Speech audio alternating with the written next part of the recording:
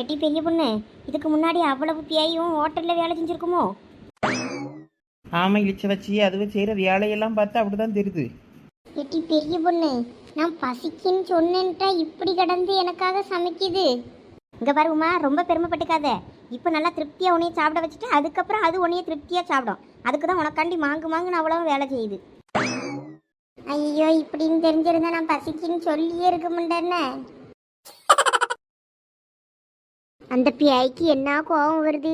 TV ஓடலைன்னு டிவியை போட்டு இந்த ஓட உடைக்குது. டிவி ஓடணும்னா கேபிள்காரனுக்கு காசை கட்டணும். காசை கட்டாமல் வேற டிவியை போட்டால் எப்படி ஓடும்? சரியான கூமுட்டை விழா இருக்கும் போல இருக்கு இந்த பிஐவை. இந்த ஓடாத டிவி எனக்கு இனிமே வேண்டாம். அட பிஏயே, இப்படியா மூஞ்சி முன்னாடி வந்து பக்குன்னு நிற்குது? நீங்க தானம்மா கூமுட்டை கெட்டிய, அதனால கூமுட்டையில ஆஃப் ஆயில் செஞ்சுட்டு வந்திருக்கேன், சாப்பிடுங்க. கெட்டி இழிச்ச வச்சு கூமுட்டையா இருந்தாலும் பரவாயில்ல, எனக்கு இப்போ பசிக்குது, புடுங்கி சாப்பிட்றட்டுமா? சும்மா இருட்டி ரத்தங்கைக்கு செத்துருவே. எங்களுக்கு முட்டை வேண்டாம், நீ வேற எதனா செஞ்சு கொண்டு வா போ. மேடம், அப்போ உங்களுக்கு சிக்கன் செஞ்சு கொண்டு வரட்டுமா? கெட்டி இழிச்ச வச்சு சிக்கன் டீ இதையாவது என்னைய சாப்பிட விடுங்க. அந்த பியாயை சமைச்சு தர சொல்லுட்டி. எல்லாம் உயிரோட இருந்தால் வீட்டில் போய் நல்லா சாப்பிடலாம்ல, சும்மா இருளா. இல்லை இல்லை, எங்களுக்கு சிக்கன்லாம் வேண்டாம், வேற ஏதாவது செஞ்சு கொண்டு வா. சிக்கன் சாப்பிடக்கூடாதுன்னு எங்கள் வீட்டுக்காரர் சொல்லியிருக்காரு. சிக்கன் சாப்பிட்டா சூட்டை கிளப்பி விட்டு பியாதியில் பிடுங்கிக்கிடுமா. நீங்க எலும்பும் தோலுமா இருக்கீங்களா? உங்களை நல்லா சாப்பிட வச்சு கொள்ளுன்னு ஆக்க சொல்லியிருக்காங்க எங்க முதலாளியம்மா. அட வர்ற, உங்க முதலாளி அம்மாவுக்கு என்ன பாசம் எங்க மேல? உங்களை நல்லா சாப்பிட வச்சுட்டு அதுக்கப்புறம் உங்களை அவங்க சாப்பிடுவாங்க. அதனால நீங்க இந்த சிக்கனை சாப்பிட்டே ஆகணும். அதுக்கு நீ இப்படி பச்சையாவா சாப்பிட முடியும்? போ போய் சமைச்சு எடுத்துட்டு வா பியாயே. இல்ல, இங்க மாமிசத்தை எல்லாம் பச்சையா தான் சாப்பிடணும். பச்சையெல்லாம் சாப்பிட முடியாது. போ அப்பயே நல்லா சுட்டு எடுத்துட்டு ஓடு. என்னடி இது இப்படி டார்ச்சர் பண்ணுதுவே? நம்ம தப்பிக்க முயற்சி பண்ணினாலும் எப்படியும் இங்கே தான் சுற்றி சுற்றி வந்துக்கிட்டு இருக்கோம். இப்போ என்னதான் பண்ணுறது? ஆமா பெரிய பொண்ணு, எனக்கும் என்ன பண்றதுன்னே தெரியல. எங்க வீட்டுக்காராவது என்னைய தேடி வருவாரான்னு பார்த்தேன், அவரையும் காணோம். உங்க வீட்டுக்காரெல்லாம் நீ காணும்னா ரொம்ப சந்தோஷம்னு இருப்பாரு, உன்னையெல்லாம் தேட கூட மாட்டாரு. ஓ அப்படியா? அப்போ ஓம் புருஷன் எங்க?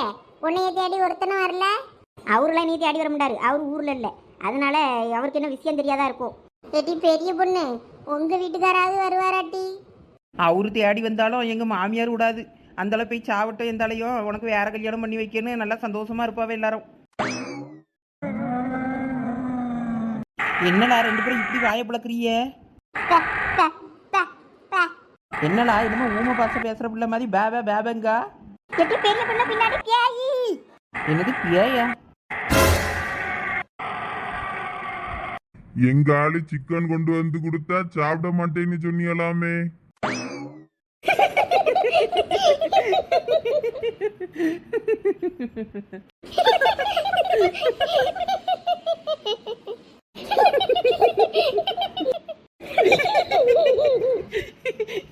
சாரி பைய குறைச்சிக்கிடாத. எதுக்கு இப்ப 3 பேரை இப்படி சிரிக்கிறீங்க என்ன பார்த்து? இல்ல பையே, பார்க்க பொம்பளை மாதிரி இருக்க, குரல் என்ன ஆம்பளை மாதிரி வருது? அந்த எலும்பு கூட வந்து சொன்ன மாதிரி இவ்வளவு ஓவரா தான் கிண்டல் பண்ணி ஆளுவேன். அம்மா பேயே, உனக்கு பிறந்ததுல இருந்தே குரல் இப்படிதானா, இல்லைன்னா இப்பதான் இப்படி ஆயிடுச்சா? இல்லாட்டி உமா வர்ற எல்லாரையும் சூப்பு வச்சு குடிச்சிக்கிட்டு இருக்குல்ல, அதான் குரல் இப்படி ஆயிருக்கும். ஏட்டி பெரிய பொண்ணு, பியாய் அவமானம் தாங்காம ஓடி போயிருச்சுடி. போயிருச்சா? அதான் வேணும் நமக்கு. ஏட்டி இந்த பியாய் அவமானம் தாங்காம ஊரை விட்டே ஓடிடுச்சுன்னா எப்படி இருக்கும்? நல்லா தான் இருக்கும். ஏட்டி நீ என்னைக்காவது அவமானம் தங்காம ஓடி இருக்கியா? பாரு, பியாய்க்கு கூட ரோசம் இருக்கு, உனக்குலாம் ரோசமே கிடையாது. எத்தனை முறை கழுவி ஊத்திருப்போம், என்னைக்குன்னா இந்த மாதிரி குறைச்சிக்கிட்டு ஓடி இருக்கியா? ஏலா ரொம்ப பண்ணாதீங்களா? தப்பிக்கு ஏதாவது வழி இருக்கான்னு பாருங்கன்னா என்னைய கிண்டல் பண்ணிக்கிட்டு இருக்கிய. என்ன பெப்சி கூலிங்காவே இல்ல? என்ன பச்சையம்மா சோகமா வர? என் குரலை பார்த்து அந்த பொம்பளைவ கிண்டல் பண்ணுது ராமசாமி. நீ இப்பதானே சூப்பு குடிச்ச உடனே போனா தொண்டை இப்படிதான் இருக்கும். உனக்கு 1 மணி நேரம் கழிச்சு தானே உன்னோட வயசு வரும். அதுக்குள்ள உன்னை யார் அங்க போக சொன்னது? இல்லைங்க, மாமிஸ் எல்லாம் சாப்பிட்டு கொடு நான் வாங்கின்னு பார்த்தா சாப்பிட மாட்டேன்னு சொன்னாங்கன்னு அந்த திருக்கு பைய சொன்னான். அதனால போய் ஏன் சாப்பிட மாட்டேங்கன்னு கேட்க போனேன். அதுக்கு என்னைய கிண்டல் பண்ணி அனுப்பி விட்டுட்டாங்க. சரி வருத்தப்படாத, போ கொஞ்ச நேரம் விஜய் டிவில ஏதாவது ஷோ போடுறானான்னு போய் பாரு. அதில் அவன் ரிப்பீட் மோடில் தாங்க என்னத்தையாவது போடியான், நான் அதை பார்க்கல. அப்பப்போ ஏதாவது ஒரு சீரியலை பார்த்து உட்கார்ந்து ஒப்பாரி வை, போ இடத்த காலி பண்ணு, என்னைய வெறுப்பேத்தாத. சாமி, எங்க பொண்டாட்டிங்கள நீங்க தான் சாமி காப்பாற்றணும். ஆமா சாமி வரமாட்டேன்னு மட்டும் சொல்லிடாதீங்க. சரி வர்றேன் வாங்க. அந்த பேய் பங்களா எங்க இருக்கு?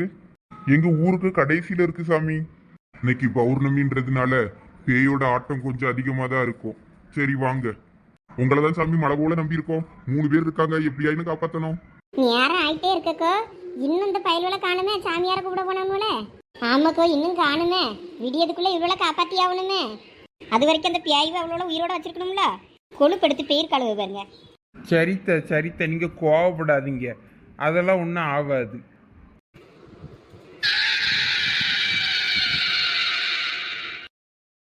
சீக்கிரம் சீக்கிரம் வேலையை முடி. எதுக்கு இந்த பியாய் இவ்வளோ எலுமிச்சப்பழம் வெட்டுது?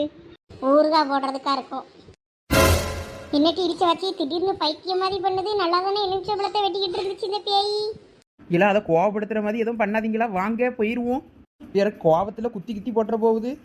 ஆமாளா, வாங்க இந்த இடத்த விட்டு காலி பண்ணிடுவோம். இந்த ராத்திரியில் இந்த பேய் எங்கே போகுதுன்னு இப்படி குட்டி பவுடா பவுடருக்கு அக்கில் தேய்ச்சிக்கிட்டு இருக்கு. இல்ல பெரிய பொண்ணு, நைட்டு தானே இதோட டியூட்டி ஆரம்பம். அப்பனா ராத்திரி தானே எல்லாம் போட முடியும். ஆமாட்டி, வேற ஏதாவது பியாயை கரெக்ட் பண்ண போகுமா இருக்கும். காதல் வேலத்தே உசுருக்குள்ள கோயில் கட்டி காதல் வேலத்தே.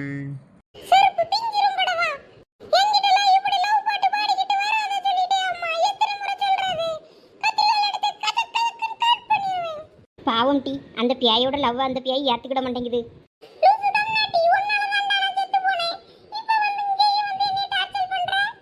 பேபிமா, நானும் உனக்காக தானே மருந்து குடிச்சேன். என்னோட காதலை ஏத்துக்க. நீ என்னை விட்டு போனதுனாலதான் பேபி நானும் மருந்து குடிச்சேன். அச்சோ பாவம், அந்த பியாயோட கதையை கேட்க பாவமா இருக்கு. இளிச்சவாச்சி, எனக்கு ஒன்றும் புரியல. அவன் ப்ரப்போஸ் பண்ணன உடனே எதுக்கு அவ தூக்குல தொங்குனா? இந்த மூஞ்சிலாம் வந்து நமக்கு ப்ரப்போஸ் பண்ணதேன்னு தூக்குல தொங்கிருப்பாளோ? ஏட்டி ஒருவேளை வீட்டில் சத்தம் போட்டிருப்பாங்க, இவனால தானே நம்ம அசிங்கப்பட்டோம் நினச்சி கூட தூக்கில் தொங்கியிருக்கலாம்ல. இருக்கலாம், அப்படி கூட இருக்கும். நம்ம பேர் கெட்டு போச்சேன்னு அந்த பிள்ளை செத்து போயிருக்கோம். இவனும் அவள் போயிட்டாலேன்னு மருந்து குடிச்சிட்டு செத்து போயிருப்பான். நம்மளே போய் அந்த பியாய்கிட்ட என்ன கதைன்னு கேட்போமா? ஏட்டி உன் கதையே அங்கே நாரிவே இருக்கு, நீ அந்த கதையை போய் கேட்க போறியாக்கும். வாங்கட்டி போகலாம், இந்த இடத்த காலி பண்ணணும் முத. இப்படியே தான் சொல்றியே தவிர இந்த வீட்டையே தான் சுற்றி சுற்றி வந்துகிட்டு இருக்க. ஏட்டி நானா போக மாட்டேங்க, எந்த பாதையில் போனாலும் கடைசியில் இந்த வீட்டுக்குள்ளே தான் சுற்றி சுற்றி வர வேண்டியிருக்கு. வெளிவாசல் எதுவும் தெரிய மாட்டேங்கி. பேபி, நான் குளிச்சுட்டு வந்துடுறேன், யாரும் வராமல் பார்த்துக்கிடுங்க. அதெல்லாம் நான் பாத்துக்கிட்டேன், நீ போய் சீக்கிரம் குளிச்சுட்டு வா. சங்கீதா, குளிக்க போறியா? இரு நானும் வாரேன். செருப்பால் அடிப்பேன். நீ என் பொண்டாட்டி குளிக்கதை எட்டி பார்க்கணும் தான் உன்னையும் போட்டு தள்ளுனேன். நீ ஞாபகம் இருக்கா இல்லையா? விட அண்ணாத்த, செத்து போனதுக்கு அப்புறமா என்ன கோவம் உனக்கு? மறுபடியும் போட்டு தள்ளிடுவேன், ஓடி போயிரு. சே, பேயா இருந்தாலும் பொம்பளை ஆளுகளுக்கு பாதுகாப்பு இல்லை போல இருக்க. ஆமாடி பெரிய பொண்ணு, இங்கே ஒவ்வொரு பேய்க்கும் ஒவ்வொரு பேய் ஸ்டோரி இருக்கு. ஆமா பெரிய பொண்ணு, நானும் கவனிச்சேன். ஆமாட்டி, இந்த பேயை சுற்றிக்கிட்டு இருக்க எல்லாமே இயற்கையாக செத்ததுவே கிடையாது. அதுவே வாழ்க்கை முடிகிறதுக்குள்ள அகோரமாக செத்து போனதுவே எல்லாம் தான் இங்கே சுற்றிக்கிட்டு இருக்கு. ஆமாட்டி, நானும் கவனிச்சேன். இதுக்கு தான் தற்கொலை பண்ணிக்கிட கூடாதுங்கிறது. அவங்களுக்கெல்லாம் சொர்க்கத்தில் இடம் இல்லாமல் இங்கேயே பேயா சுற்றிக்கிட்டு திரிவாகலாம். இந்த வீட்டை இன்னும் சுற்றி சுற்றி வந்தேன்னா நிறைய ஸ்டோரி கிடைக்கும் போல இருக்கே நமக்கு. எட்டி, அப்போ நீங்கள் வெளியே போகிறதுக்கு வழி தேடி அலையில, ஒவ்வொரு பேய் கதையும் கேட்க தான் அலைஞ்சிக்கிட்டு இருக்கிய. இல்லை பெரிய பொண்ணு, வழி தான் தேடிக்கிட்டு இருக்கேன். அப்பப்போ இந்த பேய்வை கண்ணில் படுது, நான் என்ன பண்ணுறது? ஒழுங்கு அந்த பக்கமாக போ, எங்கனாவது வழி கிடைக்கான்னு பார்ப்போம். ஓகே.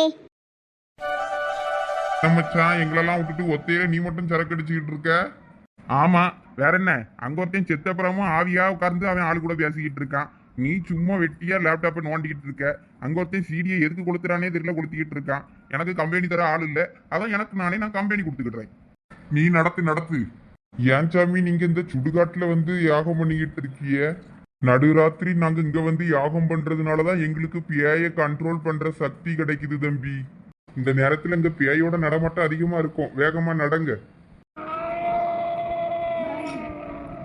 உயிரோட இருக்கும்போது இவளுக்கு பண்ணின கொடுமைக்கு செத்தப்புறமா நம்மளை வச்சு செய்யறா. குடிச்சிட்டு பொண்டாட்டிய வந்து வீட்டுல அடிக்கிறவனுக்கு இதான் தண்டனை. பச்சையம்மா போவோம், என்னைக்கு தீருமோ? கெட்டி பெரிய பொண்ணு இழுச்ச வச்சு இங்க வாங்களேன். பாருங்களா, இங்க ஒரு பேய வெள்ளாவி வச்சு வெளுத்துக்கிட்டு இருக்காவ. ஓ, இதுதான் வெள்ளாவி வச்சு வெளுக்கிறதா? உன்னை வெள்ளாவி வச்சுத்தான் வெளுத்தாஞ்சலா, இல்ல வெயிலுக்கே காட்டாம வளர்த்தாஞ்சலா.